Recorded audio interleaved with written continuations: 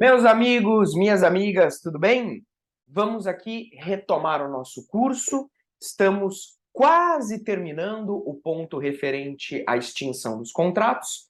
E nesse vídeo nós vamos falar a respeito da resilição contratual. Então vamos lá, iniciando o compartilhamento. Tá aqui.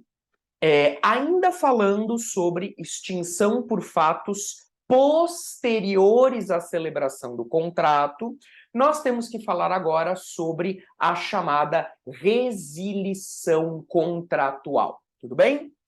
Bom, aqui está, meus amigos, a resilição. Trata-se da extinção do contrato pela mera declaração de vontade de um ou de ambos os contratantes. Então, aqui na resilição, nós não vamos mais pensar em inadimplemento contratual, em descumprimento do contrato. Não. Isso porque descumprimento do contrato, inadimplemento contratual, isso nos remete ao estudo da resolução do contrato. Ponto esse que nós terminamos no vídeo anterior, ok? Aqui, a resilição, ela é a extinção do contrato pela vontade das partes. Então, como eu acabei de colocar aqui, pode ser que o contrato seja extinto pela declaração de vontade de uma das partes ou de ambas as partes contratantes. Fato é que quando o contrato for extinto pela vontade das partes e não pelo inadimplemento, nós estaremos diante do instituto da resilição contratual. Dito isso, eu tenho dois tipos de resilição. Eu tenho duas formas de resilição no direito civil. A primeira delas seria a chamada resilição bilateral. A resilição bilateral é popularmente conhecida como distrato. Então tá aqui, ó. A resilição bilateral é o que nós chamamos de distrato, que está lá previsto no artigo 472 do Código. O distrato faz-se pela mesma forma exigida para o contrato. Então, aqui nós temos o texto legal, 472 do Código, o distrato faz-se pela mesma forma exigida para o contrato. Bom, então, quando nós falamos em resilição bilateral ou distrato, nós estamos falando da extinção do contrato pela declaração de vontade de ambos os contratantes. Então, ambas as partes do contrato sentam e resolvem colocar um ponto final a um contrato que eles celebraram. Perceba você que o distrato consiste num novo negócio. O distrato, ele é um novo contrato. Consegue perceber isso? É um novo negócio, é um novo contrato, firmado pelas partes. Então, veja, pelas partes contratantes, por isso que o distrato é a resilição bilateral, e as partes manifestam de comum acordo o seu interesse em colocar fim ao contrato anteriormente firmado. Então, na verdade, eu vou ter dois contratos. Eu vou ter o primeiro contrato, que pode ser, sei lá, uma compra e venda, seja lá o que for. Um primeiro contrato que foi celebrado entre as partes, e aí as partes, elas resolvem colocar fim a este contrato, de comum acordo. Então elas celebram um segundo contrato, um novo negócio, para colocar fim àquele primeiro contrato. Então este segundo contrato coloca fim ao primeiro. Este segundo contrato é o distrato, percebeu? Então, olha que interessante, o distrato, ele não cria uma nova situação. Olha que observação legal da doutrina. O distrato não cria uma nova situação. Ele coloca fim a uma relação já existente, ou seja, o distrato coloca fim a um contrato já existente e disciplina, regula como esse fim irá ocorrer. Percebeu? Então, olha só que coisa interessante, né? É um novo contrato que, ao invés de eu criar uma nova relação jurídica, de eu criar uma nova situação, eu coloco fim a uma situação anterior, disciplinando como esse fim vai ocorrer. Tudo bem? Então, perceba que, do ponto de vista da sua natureza, o distrato, ele é um novo contrato. Tá? E isso que é importante deixar claro. O distrato tem natureza de novo contrato. É um acordo de vontades, então se um dia você for indagado a respeito do conceito de distrato ou do conceito de resilição bilateral, você pode dizer que é um acordo de vontades que tem por objetivo extinguir obrigações pré-existentes. Percebeu? Então, o objetivo é extinguir obrigações pré-existentes, obrigações que foram pactuadas anteriormente. Bom, superado, então, o conceito de distrato, perceba que a regra do artigo 472 merece cuidado. Porque, olha só, volta aqui, 472. O distrato faz-se pela mesma forma exigida para o contrato. Esse artigo aqui, ele é um artigo, apesar de curtinho, perigoso na hora de você compreender o que ele significa. Veja, esse artigo, atenção, não manda que o distrato seja feito exatamente da mesma forma empregada no contrato. Isso aqui é o primeiro ponto de partida para você entender esse dispositivo. É você entender o que ele não significa, o que ele não quer dizer. Desculpe. Perdão, pessoal. Então, o primeiro ponto é você entender o que o dispositivo legal não quer dizer. E o artigo 472 não quer dizer que o distrato tem que ser feito exatamente da mesma forma que foi utilizada no contrato principal, no contrato original, por assim dizer, no contrato que eu quero desfazer. O distrato, ele pode ser feito de qualquer forma, desde que respeitada a forma exigida em lei para aquela espécie de contrato. Então, aqui é o que o artigo 472 realmente quer dizer. Aqui é o que o artigo não fala. Aqui é o que o artigo não exige. E aqui é o que o artigo realmente quer dizer. O artigo quer dizer que o distrato pode ser feito de qualquer forma, desde que você respeite a forma exigida em lei para aquela espécie de contrato. Percebeu? Então, pensa num contrato, qualquer contrato, que pode ter sido feito ou por escritura pública ou por instrumento particular, tanto faz. Imagine, por exemplo, que eu tive um contrato, imagine que eu fiz um primeiro contrato e esse contrato eu fiz por escritura pública. Não importa o tipo de contrato. Pense que eu fiz um primeiro contrato por escritura pública. E aí eu quero fazer um distrato. Eu te pergunto, o distrato também vai ter que ser feito por escritura pública? Pera lá. Não é porque o primeiro contrato foi feito por escritura pública que necessariamente o distrato também tem que ser.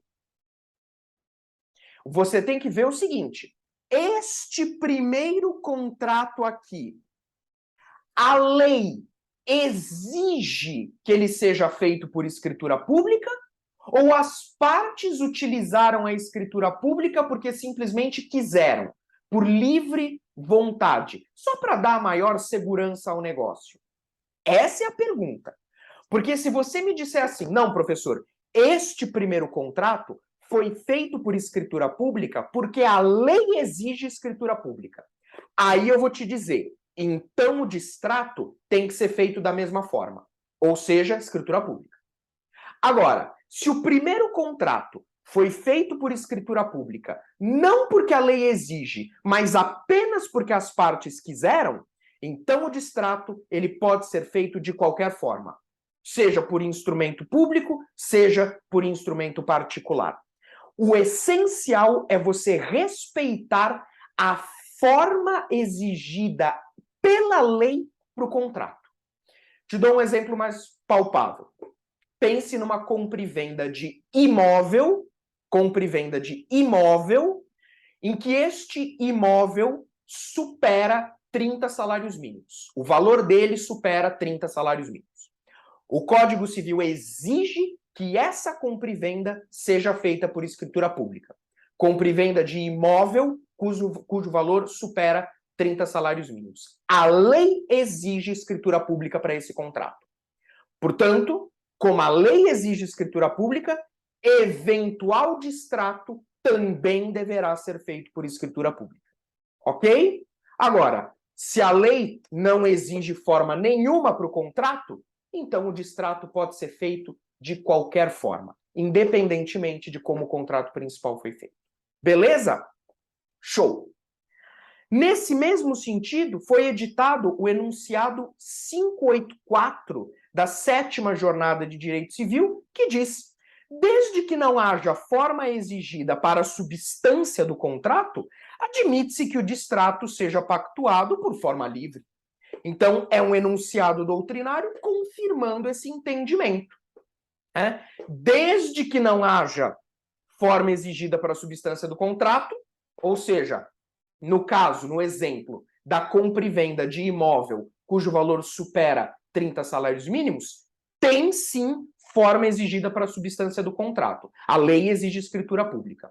Aí, eventual distrato também tem que ser por escritura pública. Agora, se não tem forma exigida em lei, aí o distrato pode ser feito de qualquer forma livre.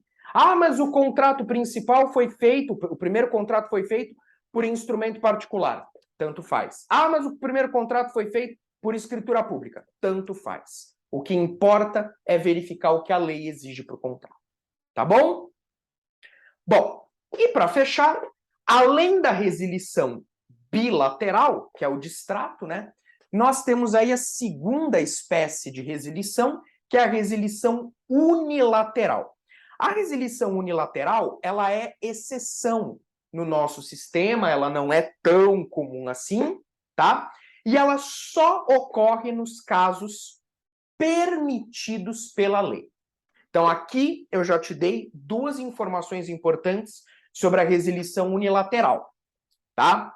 Na unilateral, primeiro que é exceção no nosso sistema, porque aqui o contrato vai ser extinto pela vontade de uma das partes, daí resilição unilateral, uma parte manifesta a vontade para extinguir o contrato, então ele é exceção no nosso sistema e só acontece naqueles casos admitidos pela lei. Então, temos aqui a possibilidade de, em alguns contratos, não são todos, tá? Não são todos, uma das partes manifesta sua vontade para extinguir esse contrato. Então, aqui, ó, uma das partes manifesta a vontade em extinguir o contrato. Então, na resilição unilateral, nós teremos a extinção do contrato pela vontade de uma das partes. Repetindo, isso é exceção no nosso sistema e só pode acontecer nos casos em que a lei admite. Claro que aqui você tem que analisar o seguinte: quando a lei admite a resilição unilateral, ela está conferindo um direito a uma das partes. Subentenda aí que nós vamos ter um direito potestativo. Então, é a lei que está conferindo um direito potestativo a uma das partes de colocar fim ao contrato através de uma simples manifestação de vontade. Então, nós temos aqui um direito que está sendo conferido pela lei. A lei fala, neste tipo de contrato, se a parte quiser, ela pode manifestar a sua vontade de forma unilateral para colocar fim ao contrato.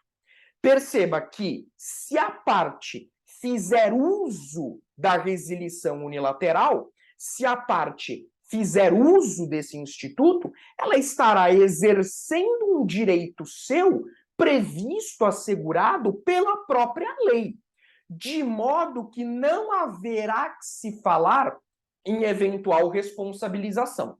Pelo menos não via de regra. Não via de regra. Porque, claro, como é que eu vou ser responsabilizado por exercer um direito que a própria lei me prevê? Não faria nenhum sentido. Você concorda comigo? Não faria nenhum sentido.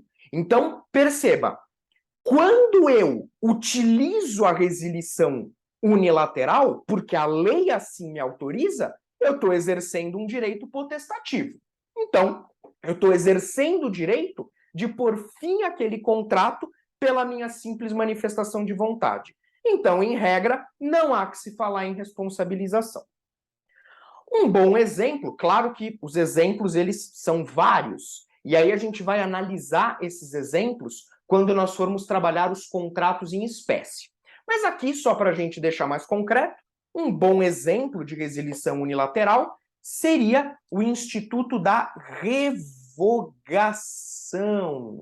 Revogação, que ocorre naqueles contratos que são baseados na confiança, quando ela, confiança, é quebrada. É claro, pessoal, que todo contrato, todo e qualquer contrato, tem que ter um mínimo de confiança. Tem que ter uma base de confiança. Claro, você vai fazer uma compra e venda, uma doação, tem que ter um mínimo de confiança. Agora, alguns contratos, digamos assim, têm o elemento da confiança em maior grau do que outros. Alguns contratos, para serem celebrados, necessitam de um grau maior de confiança, por assim dizer.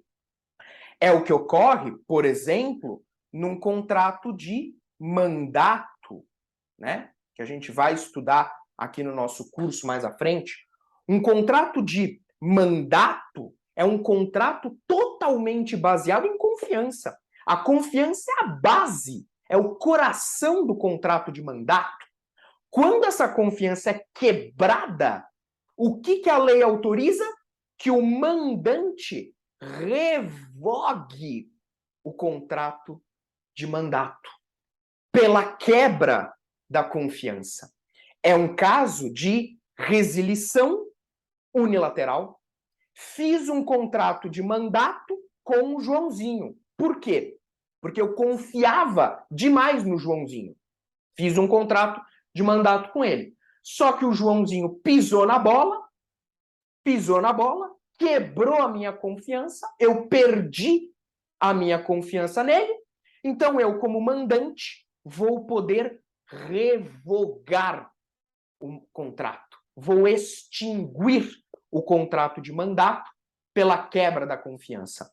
Vou unilateralmente manifestar minha vontade em extinguir o contrato. É um exemplo de resilição unilateral. Forma semelhante, né, é o que acontece também em contratos como comodato, depósito, entre outros que a gente vai analisar. Tá bom? Então aqui seria um exemplo de resilição unilateral, mas conforme a gente for trabalhando os contratos em espécie, a gente vai vendo melhor esses exemplos, tá? Último ponto para a gente encerrar o vídeo é exatamente o artigo 473 do Código, que traz a previsão da resilição unilateral. Falando a resilição unilateral nos casos em que a lei expressa ou implicitamente o permita, opera mediante denúncia notificada a outra parte. Parágrafo único. Se, porém, dada a natureza do contrato, uma das partes houver feito investimentos consideráveis para a sua execução, A denúncia unilateral só produzirá efeito depois de transcorrido prazo compatível com a natureza e o vulto dos investimentos. Aqui, este parágrafo único é muito importante porque está em perfeita harmonia com os princípios da função social e da boa-fé objetiva, princípios contratuais detalhados aqui no nosso curso. Então, o parágrafo único desse artigo 473 está em perfeita harmonia com esses dois princípios. Vamos pensar também num exemplo de resilição unilateral que pode acontecer nos contratos de locação. Então imagine, né, por exemplo, um despejo por denúncia vazia, né, não concedido quando o locatário tiver introduzido no imóvel investimentos consideráveis e o contrato de locação for omisso quanto a esses investimentos. Então é um exemplo simples, você faz um aluguel, você faz um contrato de locação, melhor dizendo, né, mais técnico. Você faz um contrato de locação de um bem imóvel, né, você alugou uma casa, por exemplo, e aí você fez investimentos consideráveis, né? Você investiu bastante naquele imóvel, né? Aí, depois que você investiu, que você gastou mó grana no imóvel, vem o locador, né? Imagine aí o proprietário, e resolve fazer um despejo por denúncia vazia. Ah, agora você sai do meu imóvel. Ah, pera um pouco, e os investimentos que eu fiz? E os investimentos que eu fiz? Vão ficar tudo para você? Né? Então, repare aqui que quando eu tiver o locatário introduzido no imóvel esses investimentos consideráveis, eu posso aplicar esse dispositivo, né, para evitar que ele seja retirado aí do imóvel e perca aqueles investimentos que ele fez. Claro que geralmente, né, os contratos de locação eles detalham, né, esses investimentos, essas possibilidades. Mas, eventualmente, né, numa omissão do contrato, nós podemos ter a aplicação desse dispositivo 473, parágrafo único, né? A denúncia unilateral só vai produzir efeitos depois de transcorrido prazo compatível com a natureza e vulto dos investimentos. Ok? Dispositivo em extrema sintonia com função social dos contratos e boa-fé objetiva. Dois princípios aí cruciais do direito contratual. Bom, pessoal, com isso, aqui só confirmando mesmo, terminamos o nosso vídeo e terminamos o ponto referente à extinção dos contratos por fatos posteriores à celebração. No próximo vídeo, graças a Deus, nós iremos encerrar o estudo da extinção dos contratos e o estudo da teoria geral dos contratos. Ok? Vou parando o nosso compartilhamento por aqui e espero você no próximo vídeo para fazermos esse encerramento. Até lá!